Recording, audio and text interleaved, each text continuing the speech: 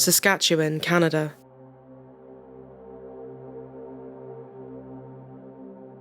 March 25th, 2015, 6 a.m. A man walking near a landfill site by an estate on the southern outskirts of Saskatoon made an urgent call to 911.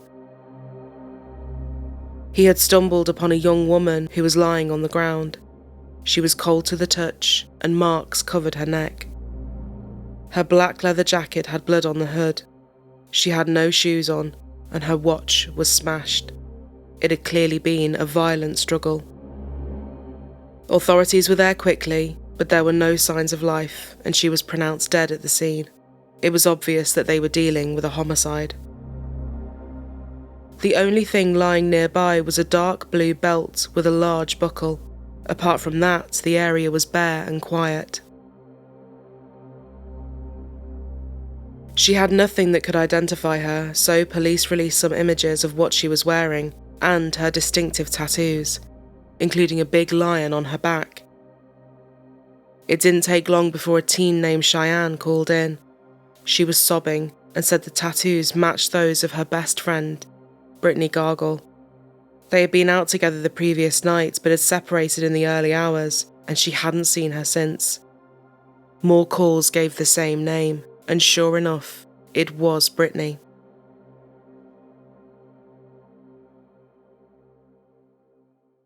The investigation began in the early morning hours of March 25th, 2015, when a passerby found the severely injured 18-year-old on Cedar Villa Estates Road on the outskirts of Saskatoon. 18-year-old Brittney Gargol had lived in Saskatoon, Saskatchewan all her life. Her family was big, and when her parents split when she was younger, they went on to create an even bigger one. Brittney now had 4 younger sisters who looked up to her a lot, as she had recently reconnected with her biological father after some years.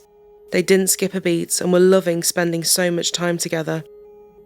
Friends said she was outspoken, never one to hold back her opinions. She was adventurous and enjoyed snowboarding, boating and camping.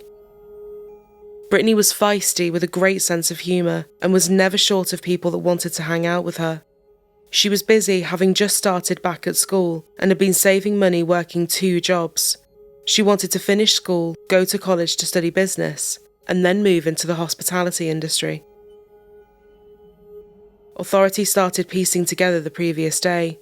They already knew that she had been out in the evening, which narrowed down her time of death considerably. Brittney's friend Atasha was the first to come forward, and the pair had been close for years. Atasha said Brittney would come to her for advice, and when Atasha found out Brittney had dropped out of school, she was the person that encouraged her to go back and get her grades. On March 24th, Atasha had lent her some money for gas and asked her what her plans were. Brittney told her she was meeting up with a few friends and might go to a party. Atasha hugged her goodbye, saying, "All right, girl, I'll see you soon," but she hadn't heard anything after that. Look at the facts, accept what happens, and really hope for the best. Best outcome for the family and the friends. And just knowing that she's not suffering anymore and in a better place, I think is a good thing. And that she's probably in a better place than where this world is today. It's scary out there. Can't even go over to a house party, can't go out anywhere without something happening, especially in this city. In my eyes, the city's become a thug town, and you have to be very careful at what you do and where you go. And this is one lesson.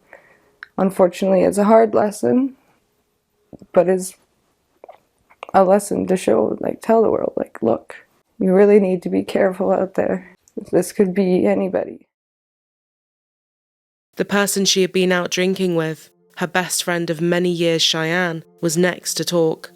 The pair got close when Brittney found out about Cheyenne's tumultuous childhood and adolescence and became a big support for her.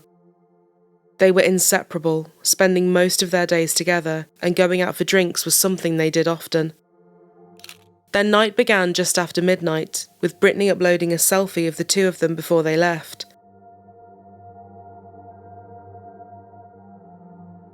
Cheyenne told police they had gone to several places together in Brittney's car, starting off at Manchester's brew pub.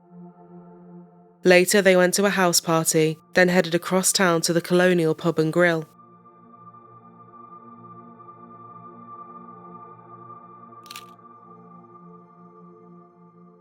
But Cheyenne said the house party was heavy and, after they left, the night was hazy.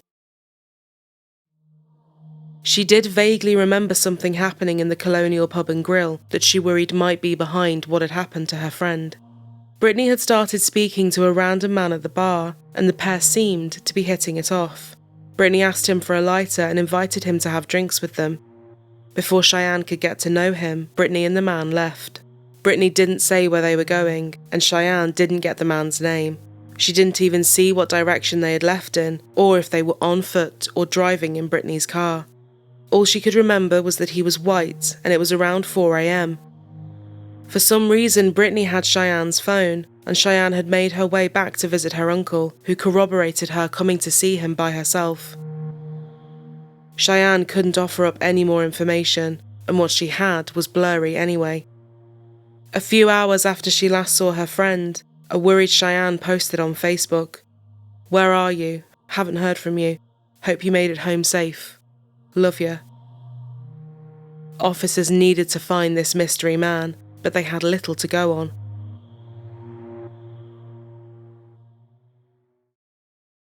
It is unconfirmed where Brittney's car was found, but when it was covered in dust, dirt, dark marks on the side, and had long grass in the tyres.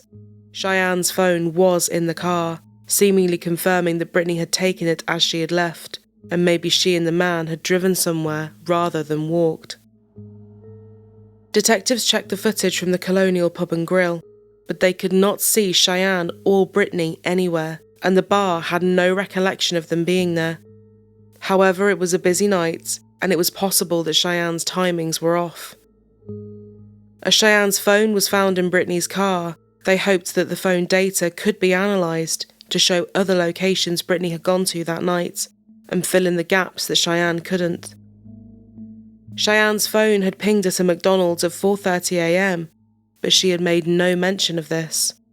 So, did Brittney go there after leaving the bar? Brittney's autopsy results finally came back, and it confirmed, as they suspected, that she had been strangled to death. They now felt confident that the belt found near her body was the murder weapon. Detectives kept trying to piece together Cheyenne's story, but they had a bad feeling in the back of their minds. Something about it was very off. Although it was entirely possible she had got things confused and her timings were wrong because she was intoxicated, there was just nothing to indicate they were ever in the Colonial Pub and Grill, a place Cheyenne was adamant they were, and the same place Brittney allegedly met this unknown mystery man.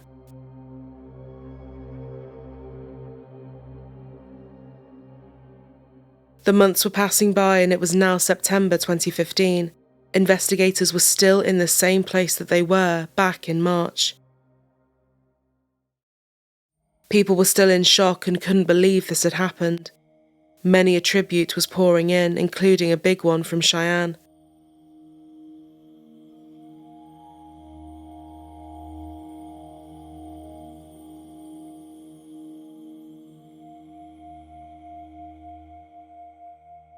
They decided to go back to talk to Cheyenne's uncle again, and he was far more evasive than last time.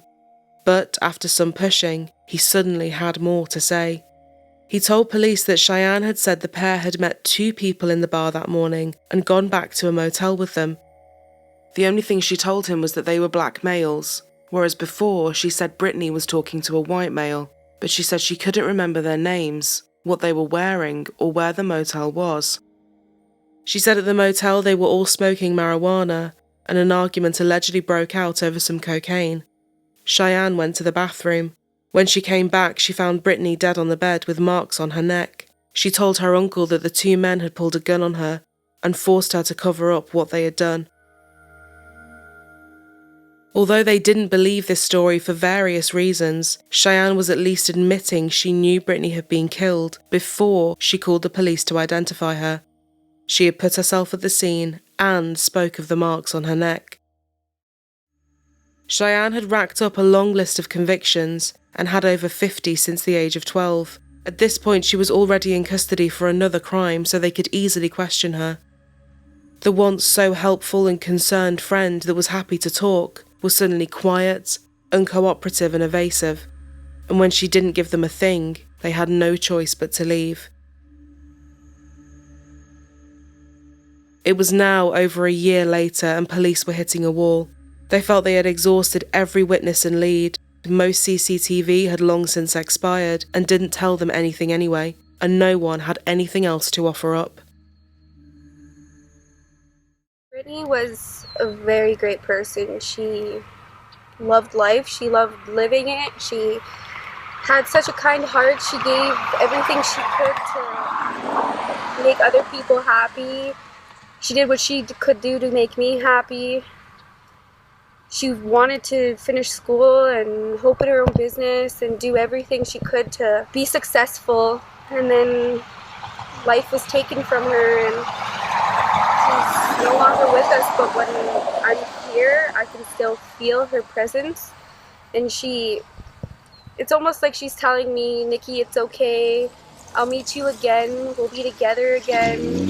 I'm in God's hands. I'm safe. And I just got to remember her for the person she was. They still only had one person of interest, Cheyenne. Investigators had been going through Brittney and Cheyenne's social media accounts with a fine-tooth comb, wondering if something was staring them in the face, a comment buried away or a message they hadn't seen. And then finally, they spotted something huge. In the tribute post Cheyenne had uploaded, the top half of the girls' outfits could clearly be seen. They realised that Cheyenne was wearing a belt that they recognised all too well. It was the same belt found by Brittney's body and what they now believed to be the murder weapon. The marks around her neck matched the weave of the belt exactly, and police said the marks on the car were consistent with coming from the belt. With this fresh information, the belt was sent for more thorough DNA testing. Experts found Cheyenne and Brittney's DNA on it. Authorities couldn't believe it, recognising that if the photo had been taken at even a slightly different angle, this key piece of evidence would likely never have been linked to Cheyenne. It was still a complex case to build. They had no motive and Cheyenne wasn't giving them anything.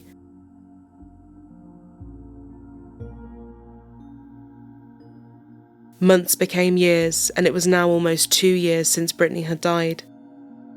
Finally, they got a tip from someone who hadn't yet spoken up.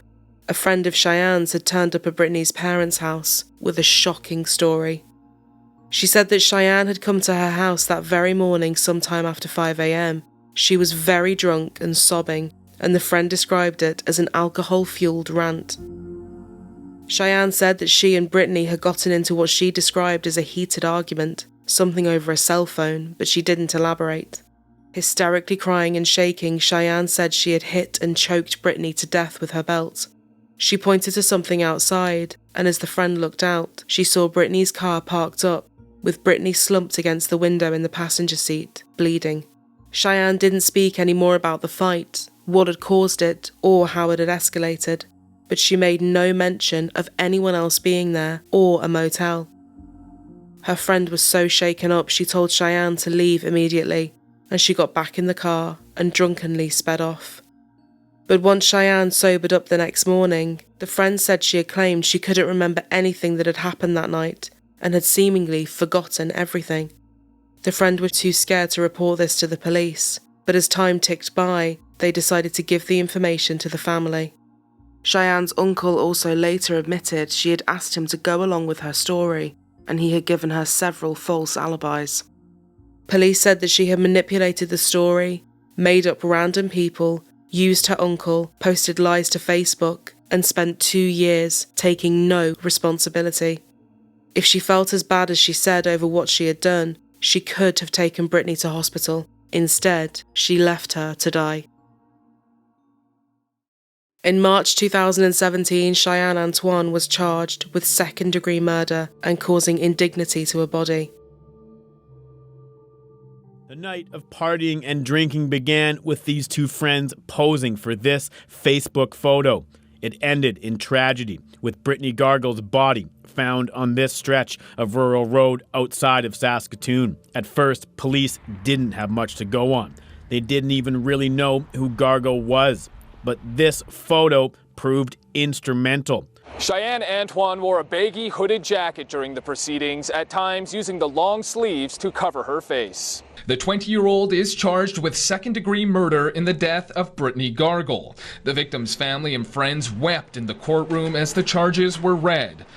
We're so grateful, and so thankful that the investigators that have been working on this for almost 2 years never gave up hope, because it was very hard for us at times to keep that hope up.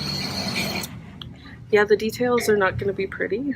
I'm raising her 7-year-old sister who has a lot of questions and doesn't understand, so that's difficult. Brittney was very happy, joyful. She loved her family. She has 4 younger sisters. She loved her friends. She spent as much time with them as she could. She was a wonderful person whose life was cut short, and it's not fair. Nearly 6 months later, the accused commented on the post, recounting a dream she had of the deceased teen, saying in part, "Woke up with tears in my eyes. I'm blessed to have met you and have you be a part of my life." Antoine's message concludes with, "Rest in paradise, my angel." Along with the murder charge, the former friend is accused of causing an indignity to a body. Antoine has several outstanding court matters, recently being found guilty of assault and uttering threats in a December incident. Meanwhile, Gargol's family is remembering her as a happy grade 12 student who loved her 4 younger sisters. When Antoine's appearance concluded, she put her hood up and walked out of the prisoner's box. She will remain in custody and is due back in court Friday. Ryan Kessler, Global News.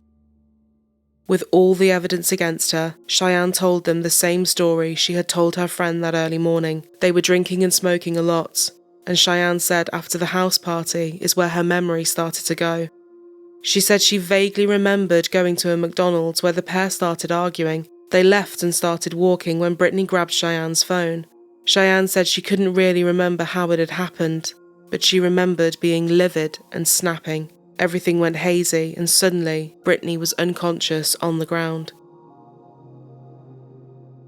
At the age of 21, she finally appeared in court and faced Brittney's family for the first time. Cheyenne buried her head in her hands, crying and not looking at anyone. Under Canadian law, second-degree murder is generally a deliberate killing that occurs without planning, but does not fall under any of the categories of first-degree murder. It can still carry a hefty sentence, however, with the minimum term starting at life in prison with 10 years to serve. Manslaughter is homicide committed without intent. Although there may have been an intention to cause harm, this carries no minimum sentence. Knowing this, Cheyenne's legal team announced that she was cutting a deal. She pleaded guilty to the lesser charge of manslaughter, rather than go through a trial for second-degree murder. She said she would take responsibility for Brittney's death, but had no memory of it. Therefore, manslaughter was appropriate.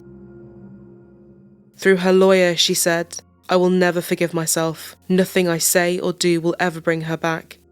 I am very, very sorry. It shouldn't have ever happened."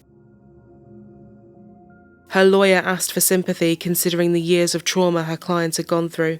She didn't really have a relationship with her parents, had lost her mother young, and had a criminal record from the age of just 12 years old, racking up 54 convictions by the age of 19.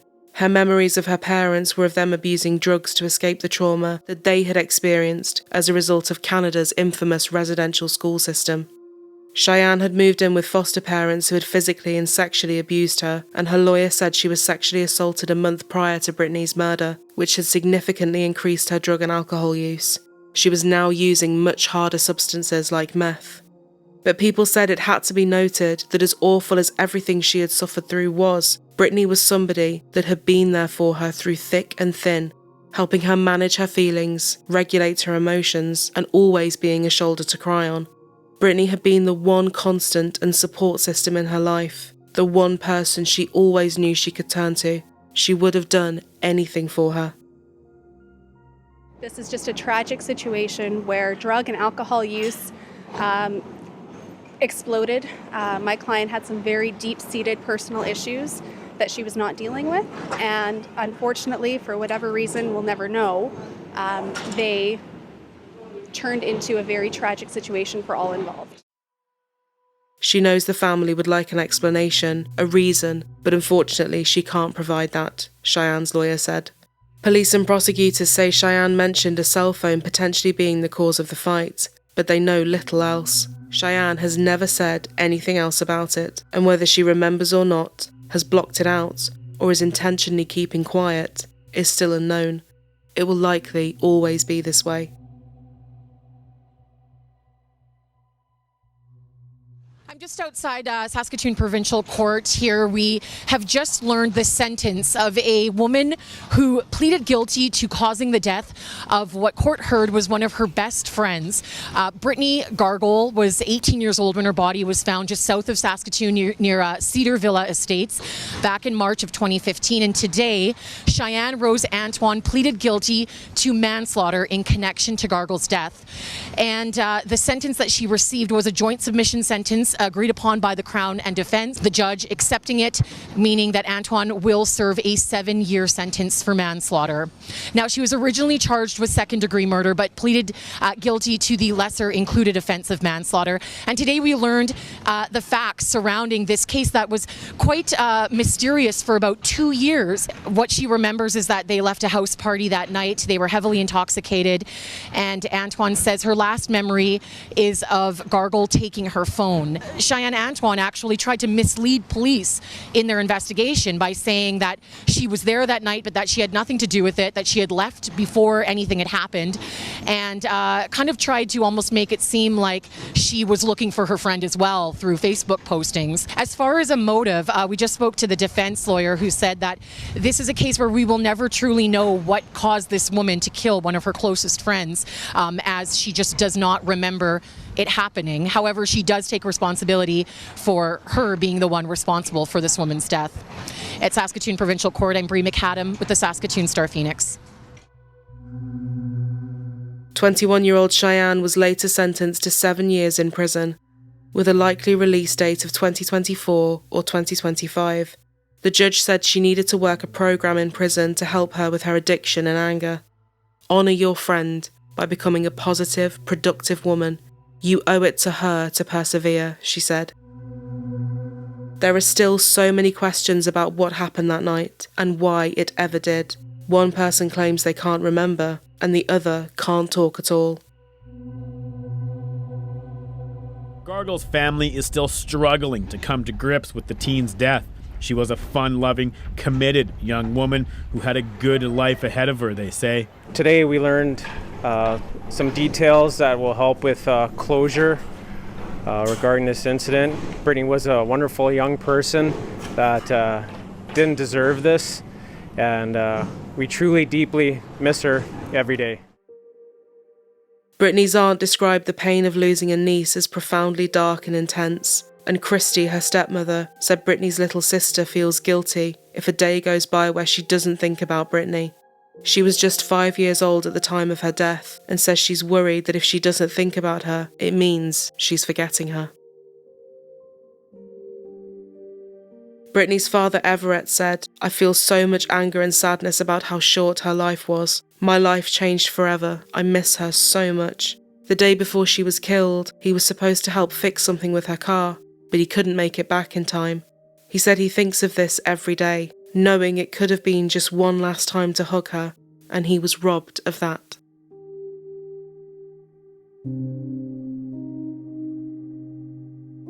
Thank you all for tuning in, and we hope you found this video interesting. If you'd like to support our channel and help us to continue to make content, please don't forget to like, comment, share and subscribe. It helps us so much and we really appreciate it.